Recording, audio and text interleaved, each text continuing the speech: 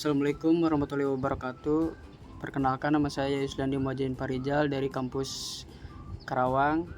Saya di sini ingin mengerjakan UAS dari dosen tersebut, dan tugasnya yaitu adalah bertanya kepada pengusaha atau sharing-sharing. Ya, saya di sini dengan Bapak siapa, Pak? Bapak Afrizal. Bapak usaha ini warung kelontong mulainya dari tahun berapa ya, Pak? Dari 2023. Dari 23, sekarang 2025, berarti udah 2 tahun ya, 2 2 tahun jalan ya.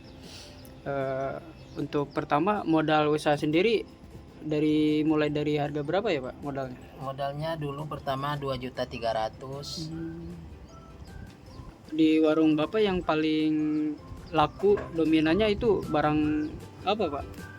Semacam kopi sama mie sama mie instan paling mie ya, Pak, instan ya. Kalau mie instan paling laku ya kalau mie instan ya, Kalau Pak. mie instan ya lumayan lah, alhamdulillah. Biasanya di sini yang ramai pembeli dari warga sekitar ya, Pak ya? Dari warga sekitar juga, dari karyawan ini Adira sama BTN juga ada. Maaf Pak, untuk ibaratnya kalau per bulan tuh keuntungannya bisa dapat berapa ya, Pak? Ya kira-kira kalau dalam 1 bulan mah keuntungannya di antara 700 dan 900 lah paling. Lumayan lah, Pak. Lumayan lah, alhamdulillah. Untuk tempat warung Bapak sendiri ini nyewa atau milik sendiri, Pak? Kalau warung mah udah kantin masjid sih sebenarnya. Oh, berarti ini masuknya Iya, wilayah masjid ya, wilayah kantin masjid masjid, ya. iya. Oh.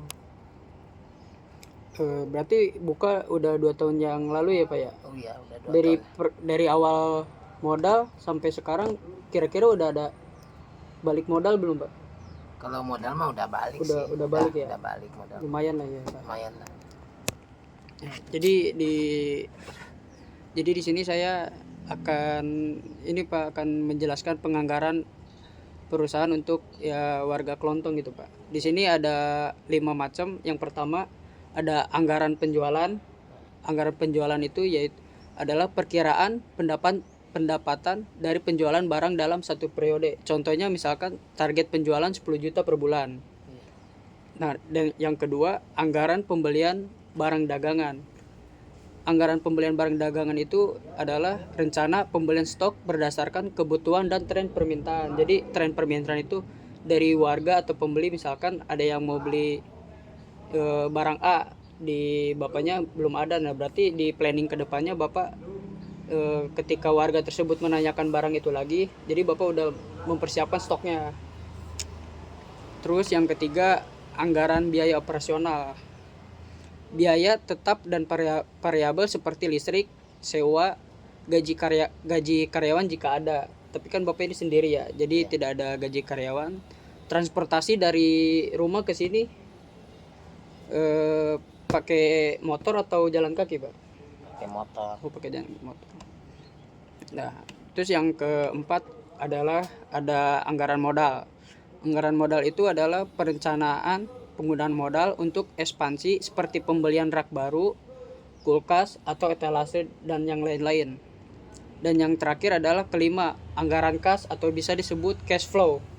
Cash flow itu proyeksi arus kas masuk dan keluar untuk menjaga ekuiditas usaha. Nah, di sini manfaat apa sih yang saya jelaskan dari manfaat yang tadi saya jelaskan itu adalah yang pertama mencegah kerugian akibat pengeluaran tidak terkontrol.